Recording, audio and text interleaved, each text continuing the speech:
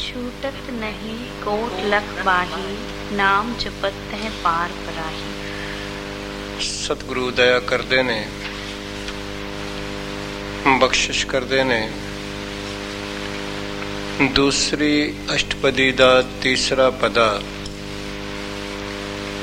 धन गुरु अर्जुन साहब पिता महाराज कह रहे ने, ऐ जीव जेकर तेरे को लखां बावां दा आसरा भी हो जाए,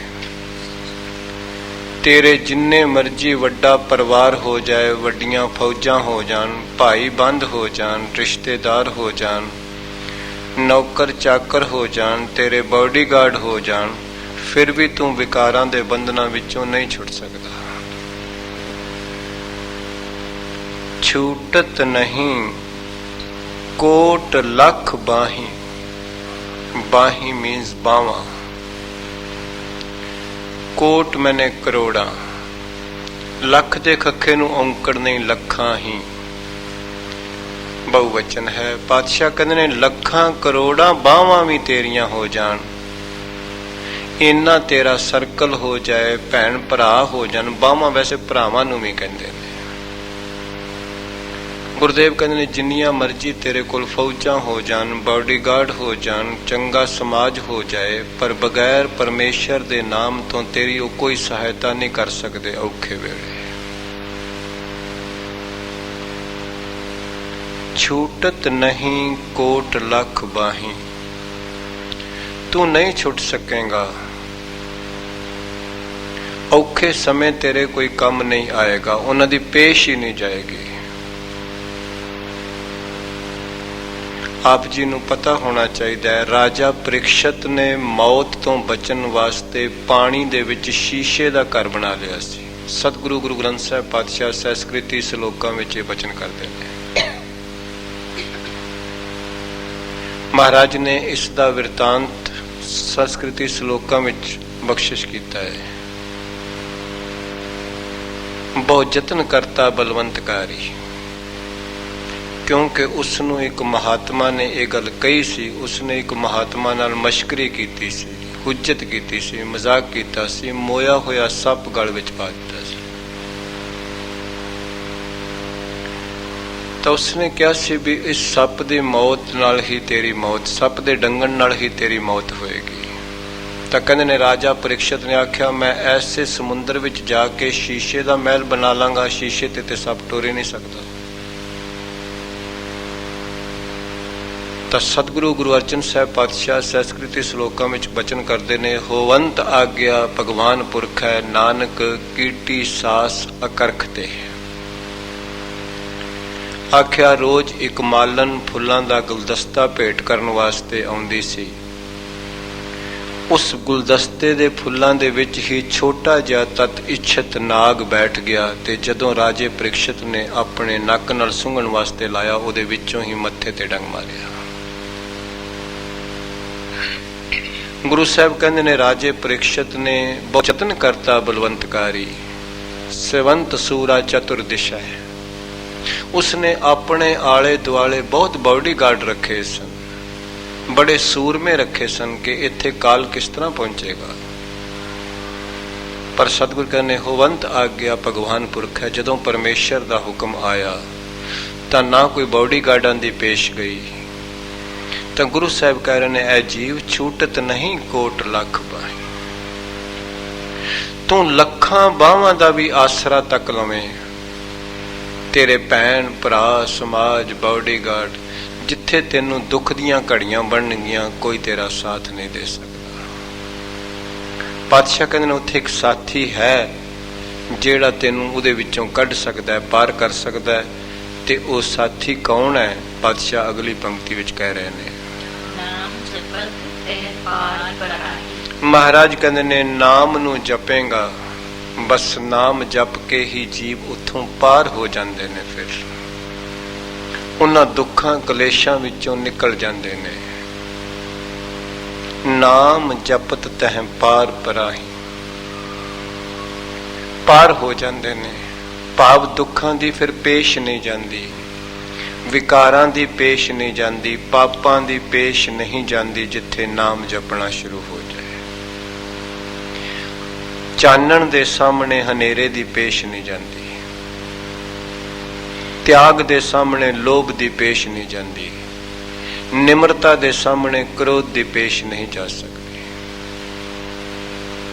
ਇਸ ਵਾਸਤੇ ਗੁਰਦੇਵ ਪਿਤਾ ਜੀ ਇਹ ਬਚਨ ਕਹਿ ਰਹੇ ਨੇ। ਗੁਰੂ ਅਰਜਨ ਸਾਹਿਬ ਪਾਤਸ਼ਾਹ ਇਹ ਬਖਸ਼ਾਂ ਕਰ ਰਹੇ ਨੇ ਮੈਨੂੰ ਅਤੇ ਤੁਹਾਨੂੰ, ਦੱਸ ਰਹੇ ਨੇ ਕਿ ਨਾਮ ਦੀ ਕਿੰਨੀ ਵਡਿਆਈ ਹੈ, ਨਾਮ ਦੀ ਕਿੰਨੀ ਮਹਾਨਤਾ ਹੈ। ਹਾਂਜੀ, ਅਨਕ ਵਿਗਨ ਜੈ ਆਏ ਸੰਘਾਰੈ। ਮਹਾਰਾਜ ਕਹਿੰਦੇ ਜਿੱਥੇ ਅਨੇਕਾਂ ਓਬਸਟੇਕਲਾਂ, ਰੁਕਾਵਟਾਂ, ਦੁੱਖ, ਭਰਮ, ਵਹਿਮ, ਅਗਿਆਨਤਾ ਜੀਵ ਨੂੰ ਆਣ ਕੇ ਮਾਰਦੇ ਨੇ, ਸੰਘਾਰ ਮੈਨੇ ਮਾਰਨਾ, ਰੋਕਦੇ ਨੇ। ਜਿੱਥੇ ਬਹੁਤ ਸਾਰੀਆਂ ਚਿੰਤਾਵਾਂ, ਬਹੁਤ ਸਾਰੇ ਵਿਘਨ, ਬਹੁਤ ਸਾਰੇ ਦੁੱਖ, ਬਹੁਤ ਸਾਰੇ ਕਲੇਸ਼ ਆਣ ਕੇ ਜੀਵ ਦੀ ਜ਼ਿੰਦਗੀ ਨੂੰ ਅੱਗੋਂ ਰੁਕਾਵਟ ਪਾਉਂਦੇ ਨੇ।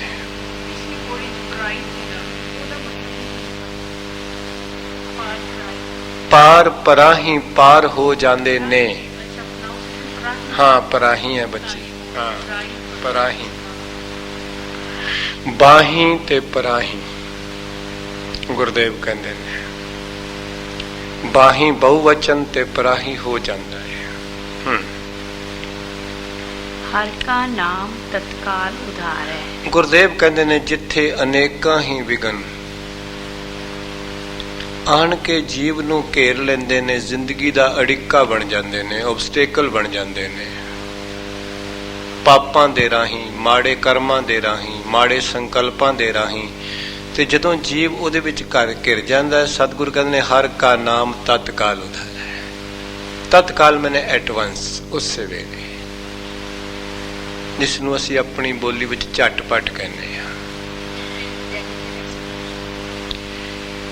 ਬਚੀਏ ਅਨਿਕ ਬਿਗਨ ਜੈ ਆਏ ਸੰਘਾਰੈ। ਅਨਿਕ ਮੈਨੇ ਬਹੁਤ, ਬਿਗਨ ਮੈਨੇ ਰੁਕਾਵਟਾਂ।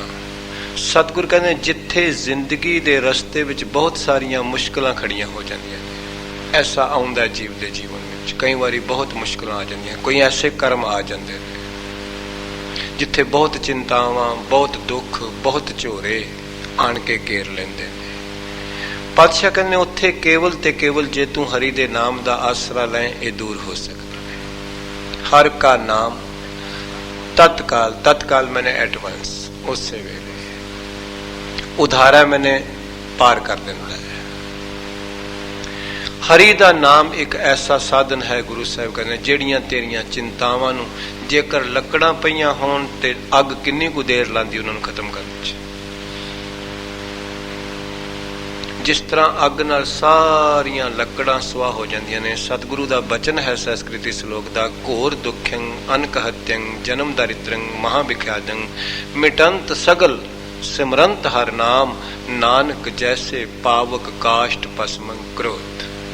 ਮਹਾਰਾਜ ਕਹਿੰਦੇ ਜਿਸ ਤਰ੍ਹਾਂ ਅੱਗ ਸਾਰੀਆਂ ਲੱਕੜਾਂ ਨੂੰ ਜਲਾ ਕੇ ਸੁਆਹ ਕਰ ਦਿੰਦੀ ਹੈ, ਇਸ ਤਰ੍ਹਾਂ ਹਰੀ ਦਾ ਨਾਮ ਜਿਹੜਾ ਹੈ ਘੋਰ ਦੁਖੰ, ਬੜਿਆਂ ਦੁੱਖਾਂ ਨੂੰ, ਅਨਕਹਤਯੰ, ਬੜੀਆਂ ਹੱਤਿਆਵਾਂ ਤੇ ਪਾਪਾਂ ਨੂੰ, ਘੋਰ ਦੁਖੰ ਅਨਕਹਤਯੰ ਜਨਮ ਦਰਿਦਰੰ, ਜਨਮ ਜਨਮਾਂਤਰਾਂ ਦੀ ਗਰੀਬੀ ਨੂੰ, ਸਭ ਨੂੰ ਨਾਸ਼ ਕਰ ਦਿੰਦਾ ਹੈ। ਘੋਰ ਦੁਖੰ ਅਨਕਹਤਯੰ ਜਨਮ ਦਰਿਦਰੰ ਮਹਾਭਿਖਾਦੰ, ਬੜੇ ਕਲੇਸ਼ਾਂ ਨੂੰ, ਮਿਟੰਤ ਸਗਲ ਸਿਮਰੰਤ ਹਰ ਨਾਮ। ਮਹਾਰਾਜ ਕਹਿੰਦੇ ਸਾਰੇ ਮਿਟ ਜਾਂਦੇ ਨੇ ਹਰੀ ਦਾ ਨਾਮ ਸਿਮਰਨ ਨਾਲ। ਨਾਨਕ ਜੈਸੇ ਪਾਵਕ ਕਾਸ਼ਟ ਭਸਮੰ ਕ੍ਰੋਧ, ਪਾਵਕ ਕਹਿੰਦੇ ਨੇ ਅੱਗ ਨੂੰ, ਆਕਾਸ਼ਟ ਕਹਿੰਦੇ ਨੇ ਲੱਕੜਾਂ ਨੂੰ, ਭਸਮ ਕਹਿੰਦੇ ਨੇ ਸੁਆਹ ਨੂੰ। ਮਹਾਰਾਜ ਕਹਿੰਦੇ ਜਿਵੇਂ ਅੱਗ ਜਿਹੜੀ ਏ ਲੱਕੜਾਂ ਨੂੰ ਸੁਆਹ ਕਰ ਦਿੰਦੀ ਏ, ਇਸ ਤਰ੍ਹਾਂ ਹਰੀ ਦਾ ਨਾਮ ਸਾਰੀਆਂ ਚਿੰਤਾਵਾਂ ਨੂੰ, ਦੁੱਖਾਂ ਨੂੰ, ਵਿਖਾਂਦਾਂ ਨੂੰ, ਪਾਪਾਂ ਦਾ ਨਾਸ਼ ਕਰ ਦਿੰਦਾ ਹੈ। ਹਾਂਜੀ, ਅਨਕ ਜੋਨ ਜਨਮੈ ਮਰ ਜਾਨ। ਸਤਿਗੁਰੂ ਕਹਿੰਦੇ ਨੇ ਅਨੇਕਾਂ ਜੋਨੀਆਂ ਵਿੱਚ ਜੰਮਣਾ ਤੇ ਫਿਰ ਮਰਨਾ, ਫਿਰ ਮਰਨਾ, ਫਿਰ ਜੰਮਣਾ, ਫਿਰ ਜੰਮਣਾ, ਫਿਰ ਮਰਨਾ। ਇਸ ਸਾਰੇ ਜਨਮ ਮਰਨ ਦੇ ਚੱਕਰ ਨੂੰ ਵੀ ਨਾਮ ਜਪਣ ਨਾਲ ਹੀ ਖਤਮ ਕੀਤਾ ਜਾ ਸਕਦਾ ਹੈ। ਜਨਮ ਮਰਨ ਦਾ ਜਿਹੜਾ ਗੇੜ ਹੈ ਉਹ ਕੇਵਲ ਤੇ ਕੇਵਲ ਗੁਰੂ ਦੇ ਸ਼ਬਦ ਨਾਲ ਮੁੱਕ ਸਕਦਾ ਹੈ, ਹੋਰ ਕੋਈ ਸਾਧਨ ਨਹੀਂ। ਦੁਨੀਆ ਤੇ ਹੋਰ ਕੋਈ ਸਾਧਨ ਨਹੀਂ ਜਨਮ ਮਰਨ ਨੂੰ ਮੁਕਾਉਣ ਤੇ। ਤਾਂ ਹੀ ਬਾਬਾ ਰਵਿਦਾਸ ਜੀ ਨੇ ਇਹ ਬਚਨ ਬਖਸ਼ਿਸ਼ ਕਰਕੇ ਕਹੇ, ਬਹੁਤ ਜਨਮ ਵਿਛਰੇ ਥੇ ਮਾਧੋ, ਇਹ ਜਨਮ ਤੁਮਾਰੇ ਲੇਖੇ। ਗੁਰੂ ਅਮਰਦਾਸ ਸਾਹਿਬ ਪਾਤਸ਼ਾਹ ਇਹ ਬਚਨ ਕਹਿ ਰਹੇ ਨੇ, ਬਹੁਤੇ ਫੇਰ ਭਏ ਕਿਰਪਨ ਕੋ ਅਬ ਕਿਛ ਕਿਰਪਾ ਕੀਜੈ, ਹੋ ਦਇਆਲ ਦਰਸ਼ਨ ਦੇਹੋ ਆਪਣਾ ਐਸੀ ਬਖਸ਼ ਕਰੀਜੈ। ਤਾਂ ਸਤਿਗੁਰੂ ਜੀ ਬਖਸ਼ਿਸ਼ ਕਰਦੇ ਨੇ, ਕਿਰਪਾਲਤਾ ਕਰਦੇ ਨੇ। ਸਿੱਖ ਨੇ ਇਹੀ ਬਖਸ਼ਿਸ਼ ਕਰਨੀ। ਗੁਰੂ ਅਰਜਨ ਸਾਹਿਬ ਪਾਤਸ਼ਾਹ ਵੀ ਕਹਿੰਦੇ ਨੇ, ਕਿਰਤ ਕਰਮ ਕੇ ਵਿਛੜੇ ਕਰ ਕਿਰਪਾ ਮੇਲੋ ਰਾਮ। ਤਾਂ ਸਿੱਖ ਨੇ ਇਹ ਸਤਿਗੁਰੂ ਕਹਿ ਰਹੇ ਨੇ ਵੀ ਅਨੇਕਾਂ ਜਨਨੀਆਂ ਦਾ ਜਿਹੜਾ ਜਨਮ ਮਰਨ ਹੈ, ਅਨੇਕ ਜੋਨ, ਜੋਨ ਮੈਨੇ ਜੂਨੀ, ਕਈਆਂ ਜੂਨਾਂ ਦਾ ਜਿਹੜਾ ਜਨਮ ਮਰਨ ਚੱਲ ਰਿਹਾ ਹੈ, ਪਤਾ ਨਹੀਂ ਕਦੋਂ ਤੋਂ ਚੱਲ ਰਿਹਾ ਹੈ, ਕਿਸੇ ਨੂੰ ਨਹੀਂ ਪਤਾ। ਇਹ ਗੁਰੂ ਦੀ ਕਿਰਪਾ ਨਾਲ, ਗੁਰੂ ਦੇ ਸ਼ਬਦ ਨੂੰ ਜਪਣ ਨਾਲ ਖਤਮ ਹੋ ਸਕਦਾ ਹੈ। ਗੁਰੂ ਸਾਹਿਬ ਕਹਿੰਦੇ ਨੇ, ਅਨੇਕ ਜੋਨ ਜਨਮੈ ਮਰ ਜਾ, ਜੰਮ ਕੇ ਫਿਰ ਮਰਦਾ ਹੈ। ਸਤਿਗੁਰੂ ਕਹਿ ਰਹੇ ਨੇ ਕਿ ਬਹੁਤ ਚਿਰਾਂ ਤੋਂ ਇਹ ਜੀਵ ਪਤਾ ਨਹੀਂ ਕਦੋਂ ਤੋਂ ਟੁਰਿਆ ਹੈ, ਆਪਣੇ ਕਰਮਾਂ ਦੇ ਵਸ ਹੋ ਕੇ ਜੰਮਦਾ ਹੈ, ਮਰਦਾ ਹੈ, ਮਰਦਾ ਹੈ, ਜੰਮਦਾ ਹੈ, ਜੰਮਦਾ ਹੈ, ਮਰਦਾ ਹੈ। ਗੁਰਦੇਵ ਕਹਿੰਦੇ ਨੇ, ਆ ਮੈਂ ਤੈਨੂੰ ਇੱਕ ਐਸਾ ਸਾਧਨ ਦੱਸਣਾ ਜਿਹਦੇ ਨਾਲ ਵਿਸ਼ਰਾਮ ਦਾ ਮਤਲਬ ਹੁੰਦਾ ਖਲੋ ਜਾਣਾ, ਸਟਾਪ। ਗੁਰੂ ਸਾਹਿਬ ਕਹਿੰਦੇ ਤੇਰਾ ਜਨਮ ਮਰਨ ਸਟਾਪ ਹੋ ਸਕਦਾ ਹੈ, ਖਤਮ ਹੋ ਸਕਦਾ ਹੈ। ਤੇ ਉਹਦੀ ਜੁਗਤ ਕੀ ਹੈ? ਨਾਮ। ਚਲੋ, ਨਾਮ ਜਪਤ ਪਾਵੈ ਵਿਸਰਾਮ। ਬਸ ਨਾਮ ਜਪਤ ਪਾਵੈ ਵਿਸਰਾਮ। ਵਿਸਰਾਮ ਦਾ ਮਤਲਬ ਹੁੰਦਾ ਸਟਾਪ, ਖਤਮ। ਇੱਥੇ ਮਹਾਰਾਜ ਕਹਿੰਦੇ ਨੇ ਨਾਮ ਜਪਣ ਨਾਲ ਜਨਮ ਮਰਨ ਖਤਮ ਹੋ ਜਾਂਦਾ ਹੈ। ਬਾਬਾ ਕਬੀਰ ਜੀ ਤੇ ਜਦੋਂ ਇਹ ਅਵਸਥਾ ਆਈ ਤੇ ਬਾਬਾ ਕਬੀਰ ਨੇ ਕਹਿ ਦਿੱਤਾ ਉੱਚੀ ਆਵਾਜ਼ ਨਾਲ, ਬੌੜ ਹਮ ਕਾਹੇ ਆਵੇਂਗੇ। ਜਦੋਂ ਗੁਰੂ ਦੇ ਸ਼ਬਦ ਦੀ ਇੰਨੀ ਕਮਾਈ ਕਰ ਲਈ ਬਾਬਾ ਕਬੀਰ ਨੇ ਤੇ ਆਪਣੀ ਰਸਨਾ ਤੋਂ ਆਪ ਹੀ ਕਹਿ ਦਿੱਤਾ ਦਾਅਵੇ ਨਾਲ ਕਿ ਬੌੜ ਹਮ ਕਾਹੇ ਆਵੇਂਗੇ, ਕਿ ਮੁੜ ਕੇ ਮੈਂ ਕਿਉਂ ਸੰਸਾਰ ਵਿੱਚ ਜਨਮ ਮਰਨ ਵਿੱਚ ਕਿਉਂ ਆਵਾਂਗਾ ਜਦ ਗੁਰੂ ਦੀ ਬਖਸ਼ਿਸ਼ ਵਰਤ ਗਈ। ਤਾਂ ਮਹਾਰਾਜ ਕਹਿ ਰਹੇ ਨੇ, ਨਾਮ ਜਪਤ ਪਾਵੈ ਬਿਸਰਾ, ਕਿਉਂਕਿ ਜਨਮ ਮਰਨ ਕਰਮਾਂ ਦਾ ਹੈ। ਤੇ ਜੇ ਗੁਰੂ ਨੇ ਕਰਮ ਹੀ ਮੁਕਾ ਦਿੱਤੇ ਤੇ ਜਨਮ ਮਰਨ ਕਿੱਥੇ ਰਹਿ ਜਾਏਗਾ? ਜੇ ਬੀਜ ਹੀ ਮੁੱਕ ਗਿਆ, ਬੂਟਾ ਕਿੱਥੋਂ ਬਣੇਗਾ?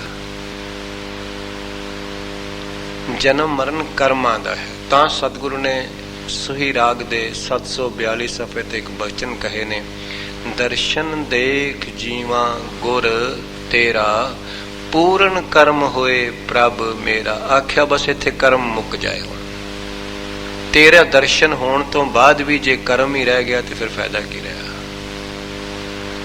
ਇਸ ਵਾਸਤੇ ਗੁਰਦੇਵ ਕਹਿੰਦੇ ਨੇ, ਹੇ ਮੇਰੇ ਮਾਲਕ, ਮੈਂ ਤੇਰਾ ਦਰਸ਼ਨ ਕਰਾਂ ਤੇ ਐਸਾ ਦਰਸ਼ਨ ਹੋ ਜਾਏ ਕਿ ਕਰਮ ਮੁੱਕ ਜਾਏ। ਜਦ ਕਰਤਾ ਹੀ ਮੁੱਕ ਗਿਆ ਤੇ ਭੋਗਤਾ ਆਪੇ ਮੁੱਕ ਜਾਏਗਾ। ਜਦ ਬੀਜ ਹੀ ਮੁੱਕ ਗਿਆ ਤੇ ਖੇਤੀ ਕਿੱਥੋਂ ਹੋਏਗੀ? ਤੇ ਕਰਮ ਇੱਕ ਬੀਜ ਹੈ ਜਿਹੜਾ ਗੁਰੂ ਦੀ ਬਖਸ਼ਿਸ਼ ਨਾਲ ਮੁੱਕ ਜਾਂਦਾ ਹੈ। ਤੁਸੀਂ ਜਦੋਂ ਝਾੜੂ ਫੇਰਦੇ ਹੋ, ਫਰਸ਼ ਤੇ ਕਰਮ ਹੈ। ਜਦੋਂ ਸਾਫ਼ ਹੋ ਜਾਂਦਾ ਫਿਰ ਝਾੜੂ ਉੱਥੇ ਥੋੜੀ ਰੱਖਦੇ ਹੋ, ਫਿਰ ਤੇ ਐਸੀ ਜਗ੍ਹਾ ਰੱਖ ਕੇ ਉਹਨੇ ਦਿਸੇ ਹੀ ਨਾ ਕਿਸੇ ਨੂੰ, ਬੁਰਾ ਲੱਗਦਾ। ਵੈਕਿਊਮ ਕਲੀਨਰ ਚਲਾਈਦਾ ਕਾਰਪੇਟ ਸਾਫ਼ ਕਰਨ ਵਾਸਤੇ, ਜਦੋਂ ਕਾਰਪੇਟ ਸਾਫ਼ ਹੋ ਜਾਏ ਵੈਕਿਊਮ ਕਲੀਨਰ ਵੀ ਉੱਥੇ ਪਿਆ ਬੁਰਾ ਲੱਗਦਾ ਹੈ। ਕਿਧਰੇ ਜਾਣ ਵਾਸਤੇ ਸੀਟ ਰਿਜ਼ਰਵ ਕਰਾਈ ਦੀ ਹੈ, ਪਰ ਜਦੋਂ ਡੈਸਟੀਨੇਸ਼ਨ ਆ ਜਾਏ ਫਿਰ ਸੀਟ ਨਾਲ ਕੀ ਪਿਆਰ ਹੈ ਕਿਸੇ ਨੂੰ। ਤਾਂ ਜਦੋਂ ਗੁਰੂ ਦੀ ਬਖਸ਼ਿਸ਼ ਹੋ ਜਾਂਦੀ ਹੈ, ਗਿਆਨ ਰੂਪੀ ਡੈਸਟੀਨੇਸ਼ਨ ਤੇ ਪਹੁੰਚ ਜਾਂਦਾ ਹੈ ਸਿੱਖ, ਫਿਰ ਕਰਮ ਨਹੀਂ ਰਹਿੰਦਾ, ਫਿਰ ਕਰਮ ਬਾਕੀ ਨਹੀਂ ਰਹਿੰਦਾ। ਤਾਂ ਬਾਬਾ ਰਵਿਦਾਸ ਨੇ ਉਸਨੂੰ ਆਪਣੀ ਬਾਣੀ ਵਿੱਚ ਕਿਹਾ, ਗਿਆਨ ਹੈ ਕਾਰਨ ਕਰਮ ਅਭਿਆਸ, ਗਿਆਨ ਭਇਆ ਤਾਂ ਕਰਮ ਹੈ ਨਾਸ। ਜਦੋਂ ਕਿਧਰੇ ਸੜਕ ਬਣਨੀ ਹੁੰਦੀ ਹੈ ਤਾਂ ਰੋੜੇ ਮਿੱਟੀ ਵੀ ਪੈਂਦੀ ਹੈ, ਪਰ ਰੋੜੇ ਮਿੱਟੀ ਉੱਤੇ ਤੇ ਗੱਡੀ ਚੱਲ ਨਹੀਂ ਸਕਦੀ 120 ਕਿਲੋਮੀਟਰ। ਪਰ ਜਦੋਂ ਉੱਪਰੋਂ ਦੂਸਰੀ ਬਜਰੀ ਲੁੱਕ ਪੈ ਜਾਂਦੀ ਹੈ, ਪਲੇਨ ਬਣ ਜਾਂਦੀ ਹੈ, ਫਿਰ ਬਜਰੀ ਥੋੜੀ ਦਿਸਦੀ ਥੱਲੇ, ਰੋੜੀ ਨਹੀਂ ਦਿਸਦੀ।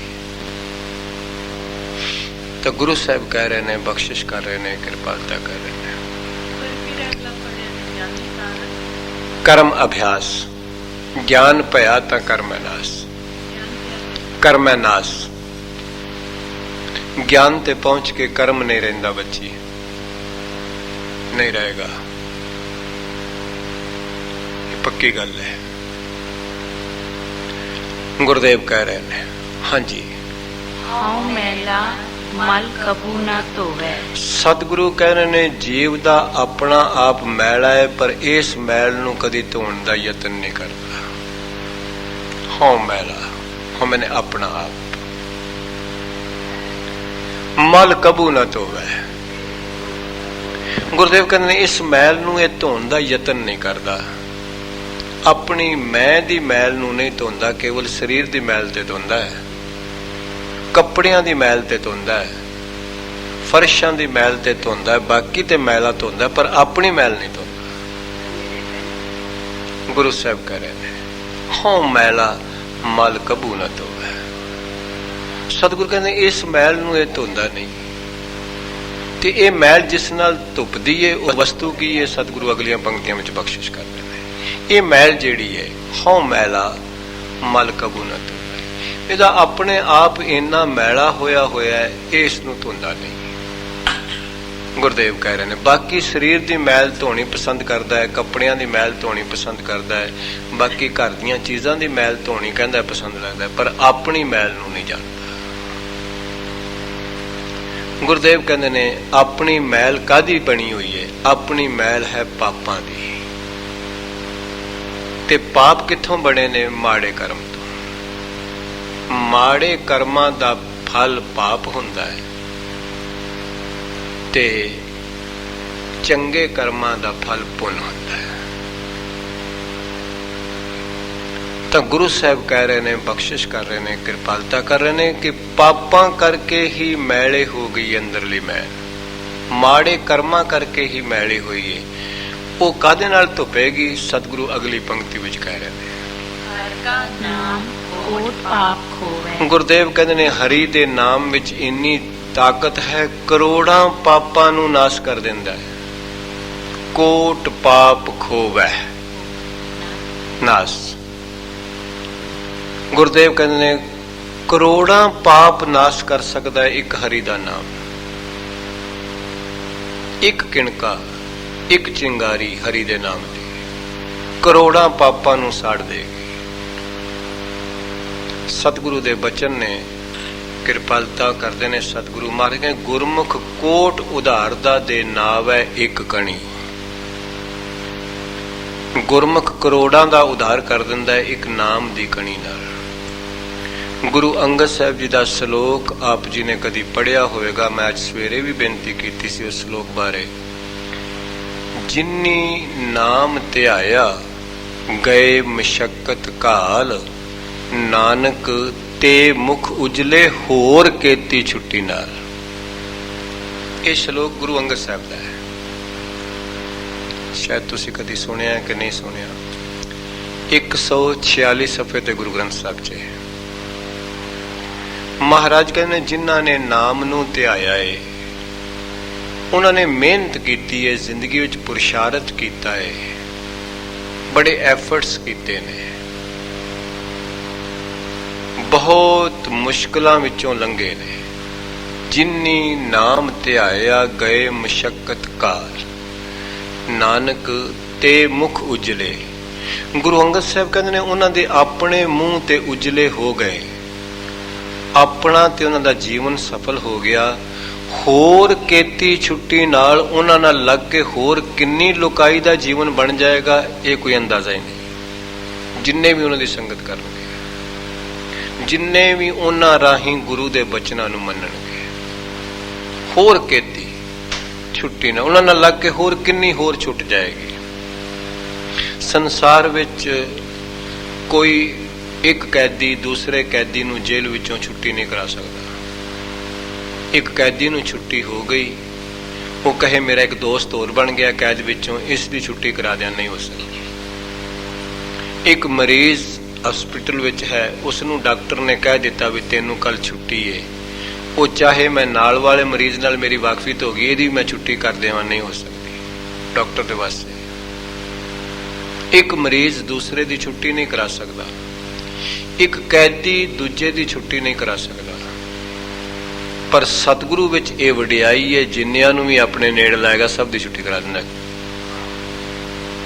ਅਗਿਆਨਤਾ ਚੋਂ, ਭੁਲੇਖਿਆਂ ਚੋਂ, ਭਰਮਾਂ ਵਿੱਚੋਂ, ਮਾੜੇ ਕਰਮਾਂ ਤੋਂ ਗੁਰੂ ਹਰਗੋਬਿੰਦ ਸਾਹਿਬ ਪਾਤਸ਼ਾਹ ਮਹਾਰਾਜ ਨੇ ਸਾਰੇ ਹੀ ਰਾਜੇ 52 ਦੇ 52 ਗਵਾਲੀਅਰ ਦੀ ਜੇਲ੍ਹ ਵਿੱਚੋਂ ਛੁੱਟੀ ਕਰਾ ਦਿੱਤੀ।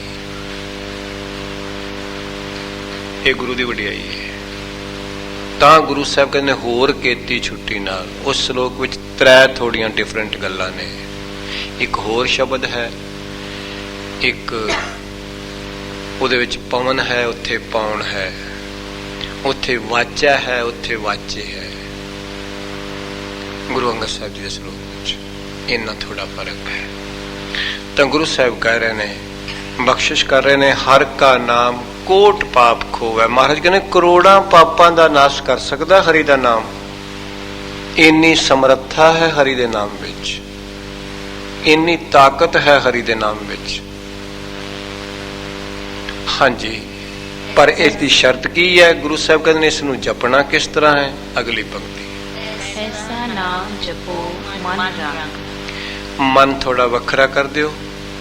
ਮਹਾਰਾਜ ਕਹਿੰਦੇ ਨੇ ਐਸਾ ਨਾਮ ਜਪੋ ਮਨ ਰੰਗ। ਹੇ ਮਨਾ, ਐਸੇ ਨਾਮ ਨੂੰ ਪਿਆਰ ਨਾਲ ਜਪਿਆ ਕਰ। ਰੰਗ ਦੇ ਗੱਗੇ ਨੂੰ ਸਿਆਰੀ ਹੈ, ਪਿਆਰ ਨਾਲ।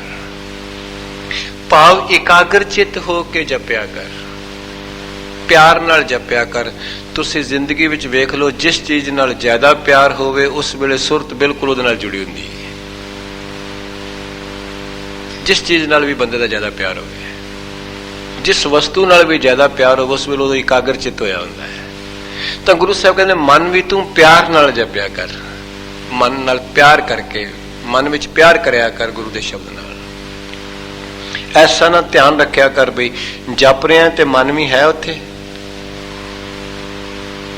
ਮਨ ਨੂੰ ਵੀ ਵਾਚ ਕਰਿਆ ਕਰ, ਤੇ ਮਨ ਨੂੰ ਕੇਵਲ ਤੂੰ ਆਪ ਹੀ ਵਾਚ ਕਰ ਸਕਦਾ। ਜਿੰਨਾ ਤੂੰ ਵਾਚ ਕਰ ਸਕਦਾ ਆਪਣੇ ਮਨ ਨੂੰ, ਇੰਨਾ ਹੋਰ ਕੋਈ ਨਹੀਂ ਕਰ ਸਕਦਾ।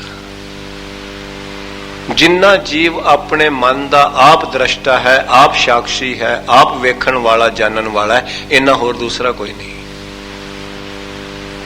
ਸਭ ਤੋਂ ਜ਼ਿਆਦਾ ਅਸੀਂ ਆਪਣੇ ਮਨ ਨੂੰ ਆਪ ਜਾਣਦੇ ਹਾਂ। ਤੁਸੀਂ ਜਾਣ ਰਹੇ ਹੋ ਇਸ ਵੇਲੇ ਤੁਹਾਡਾ ਮਨ ਕਿੱਥੇ ਹੈ, ਮੈਂ ਜਾਣਨਾ ਮੇਰਾ ਕਿੱਥੇ ਹੈ। ਆਪਣੇ ਮਨ ਦਾ ਸਭ ਤੋਂ ਪਹਿਲਾਂ ਸਾਕਸ਼ੀ, ਦ੍ਰਸ਼ਟਾ, ਜਾਣਨ ਵਾਲਾ, ਪਰਖਣ ਵਾਲਾ ਜੀਵ ਆਪ ਹੈ। ਤੇ ਸਤਿਗੁਰ ਕਹਿੰਦੇ ਜਦੋਂ ਤੂੰ ਨਾਮ ਜਪੇ, ਇਸ ਵਾਸਤੇ ਮਨ ਨੂੰ ਧਿਆਨ ਰੱਖਿਆ ਕਰ, ਮਨ ਨਾਲ ਪਿਆਰ ਰੱਖਿਆ ਕਰ। ਤੈਨੂੰ ਪਤਾ ਚੱਲ ਜਾਂਦਾ ਮਨ ਕਿੱਥੇ ਗਿਆ ਹੈ, ਇਸ ਵਾਸਤੇ ਉਹਨੂੰ ਮੋੜ ਲਿਆਇਆ ਕਰ ਪਿਆਰ ਨਾਲ। ਤੇ ਤੂੰ ਪਿਆਰ ਕਰੇਂਗਾ ਨਾਮ ਨਾਲ, ਤੇ ਫਿਰ ਐਸਾ ਨਾਮ ਜਪੋ ਮਨ ਰੰਗ। ਹੈ ਮਨਾ, ਬੜੇ ਪਿਆਰ ਨਾਲ ਨਾਮ ਨੂੰ ਜਪਿਆ ਕਰ। ਭਾਵ ਇਕਾਗਰ ਚਿੱਤ ਹੋ ਕੇ ਜਪਿਆ ਕਰ, ਕਿਉਂਕਿ ਪਿਆਰ ਜਿਉਂ-ਜਿਉਂ ਵੱਧਦਾ ਹੈ, ਜਿਹਦੇ ਤੁਸੀਂ ਗੁਣ ਗਾਓਗੇ ਉਹਦੇ ਨਾਲ ਪਿਆਰ ਵਧੇਗਾ। ਜਦੋਂ ਪਿਆਰ ਵਧੇਗਾ ਤੇ ਇੱਕ ਦਿਨ ਐਸਾ ਆ ਜਾਏਗਾ ਇੱਕੋ ਹੀ ਹੋ ਜਾਣਗੇ। ਪਿਆਰ ਨਾਮ ਹੀ ਇੱਕ ਦਾ ਹੈ, ਮੋਹ ਨਾਮ ਦੋ ਦਾ ਹੈ। ਮੋਹ ਦੋ ਦਾ ਹੁੰਦਾ ਹੈ, ਪਿਆਰ ਇੱਕ ਦਾ ਹੁੰਦਾ ਹੈ। ਪਿਆਰ ਵਿੱਚ ਕੁਝ ਲੈਣਾ ਨਹੀਂ, ਦੇਣਾ ਹੀ ਦੇਣਾ ਹੁੰਦਾ ਹੈ। ਲੈਣ ਦੀ ਕੋਈ ਖਾਸ਼ ਹੀ ਨਹੀਂ। ਪਿਆਰ ਵਾਲਾ ਹਮੇਸ਼ਾ ਦੇਣਾ ਹੀ ਜਾਣਦਾ ਹੈ, ਤਿਆਗ ਹੀ ਜਾਣਦਾ ਹੈ। ਤਿਆਗ ਤੇ ਪਿਆਰ ਬਿਲਕੁਲ ਨਜ਼ਦੀਕੀ ਰਿਸ਼ਤੇਦਾਰ ਨੇ। ਮੋਹ ਵਾਲਾ ਕੁਝ ਲੈਣਾ ਚਾਹੁੰਦਾ, ਕੁਝ ਦੇਣਾ ਚਾਹੁੰਦਾ ਹੈ। ਮੈਂ ਅਕਸਰ ਇਹ ਗੱਲ ਕਹਿਣਾ ਹੁੰਦਾ ਗੁਰੂ ਗ੍ਰੰਥ ਸਾਹਿਬ ਪਾਤਸ਼ਾਹ ਦੀ ਬਾਣੀ ਵਿੱਚੋਂ, ਕਿ ਜਦੋਂ ਬੱਚਾ 4 ਸਾਲ ਦਾ ਹੁੰਦਾ ਹੈ, ਉਦੋਂ ਮਾਂ ਉਹਦੇ ਨਾਲ ਪਿਆਰ ਕਰਦੀ ਹੈ। ਕਿਉਂ? ਉਦੋਂ ਮਾਂ ਨੇ ਉਸਨੂੰ ਕੁਝ ਦੇਣਾ ਹੀ ਦੇਣਾ, ਲੈਣ ਦੀ ਕੋਈ ਖਾਸ਼ ਨਹੀਂ। ਉਹੀ ਬੱਚਾ ਜਦੋਂ 24 ਸਾਲ ਦਾ ਹੋ ਜਾਂਦਾ ਹੈ, ਉਹਦੀ ਇਸਤਰੀ ਘਰ ਆ ਜਾਂਦੀ ਹੈ, ਫਿਰ ਮਾਂ ਵੀ ਸਮਝਦੀ ਹੈ ਜੇ ਸਾਨੂੰ ਇਹ ਪੈਰੀ ਪੈਣਾ ਕਰੇ ਤੇ ਅਸੀਂ ਅਸੀਸ ਦਈਏ, ਨਾ ਕਰੇ ਤੇ ਨਾ ਦਈਏ। ਉਦੋਂ ਇਹ ਪਿਆਰ ਨਹੀਂ ਰਿਹਾ, ਉਦੋਂ ਇਹ ਮੋਹ ਬਣ ਗਿਆ ਹੈ। ਸਤਿਗੁਰੂ ਨੇ ਦੋਨੋਂ ਕੰਡੀਸ਼ਨਾਂ ਨੂੰ ਗੁਰੂ ਗ੍ਰੰਥ ਸਾਹਿਬ ਵਿੱਚ ਬਖਸ਼ਿਸ਼ ਕੀਤਾ। ਤੁਸੀਂ ਬਾਣੀ ਨੂੰ ਕਦੀ ਪਿਆਰ ਨਾਲ ਪੜੋ, ਸੂਝ ਨਾਲ ਪੜੋ, ਵਿਚਾਰ ਕੇ ਪੜੋ। ਇੱਕ ਇੱਕ ਸਟੈਪ ਤੇ ਬਾਣੀ ਹੱਥ ਪਕੜਦੀ ਹੈ ਜੀਵ ਦਾ। ਇੱਕ ਇੱਕ ਬਚਨ ਤੇ ਬਾਣੀ ਅਗਵਾਈ ਕਰਦੀ ਹੈ ਜ਼ਿੰਦਗੀ ਦੀ। ਇਹ ਐਸਾ ਅਮੋਲਕ ਰਤਨ ਗੁਰੂ ਸਾਹਿਬ ਨੇ ਬਖਸ਼ਿਆ ਕਲਯੁਗ ਨੂੰ। ਪਰ ਇੰਨਾ ਖਜ਼ਾਨਾ ਹੁੰਦਿਆਂ ਹੋਇਆ ਮੈਂ ਰਾਤ ਵੀ ਇੱਕ ਜਗ੍ਹਾ ਇਹ ਬੇਨਤੀ ਕੀਤੀ ਸੀ ਕਿ ਹਜ਼ਰਤ ਮੁਹੰਮਦ ਸਾਹਿਬ ਬੜੇ ਥੋੜੇ ਜਿਹੇ ਏਰੀਏ ਵਿੱਚ ਰਹੇ ਨੇ। ਉਹਨਾਂ ਨੂੰ ਮਾਲੀ ਚੰਗੇ ਮਿਲ ਗਏ, ਉਹਨਾਂ ਨੂੰ ਕਿਸਾਨ ਚੰਗੇ ਮਿਲ ਗਏ, ਉਸ ਬੀਜ ਨੂੰ, ਉਸ ਪਨੀਰੀ ਨੂੰ ਬੜੀ ਦੂਰ ਲੈ ਗਏ ਨੇ। हजरत ईसा बड़ी थोड़े जे एरिए विच रहे ने, उन्होंने भी सेल्समैन चंगे मिल गए, उस सौदे नूं दूर तक वेच रहे ने। धन गुरु नानक साहब जी ने 82,000 मील का सफर किया अपनी जिंदगी पैदल।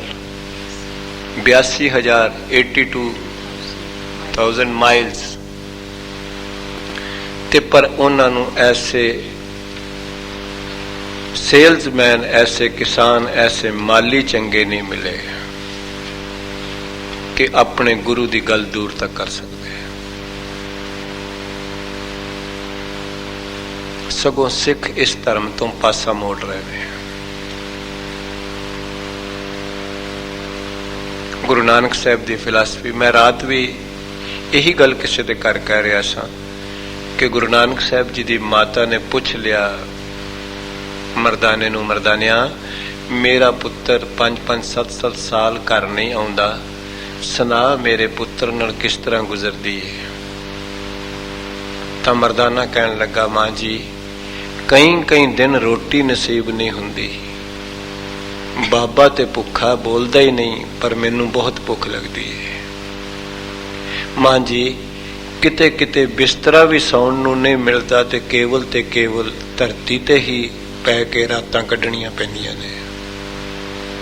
तां गुरु नानक साहब जी की माता ने आख्या, बेटा जे तू घर रवें मैं तेनू बड़े सोहने सोहने कपड़े पवा के वेखां, अपने चाह पूरे करां, तेनू सोहने सोहने खाने दे के अपने मन दे चाह पूरे करां, पुत्र तू कित्थे तुरिया फिरदा है।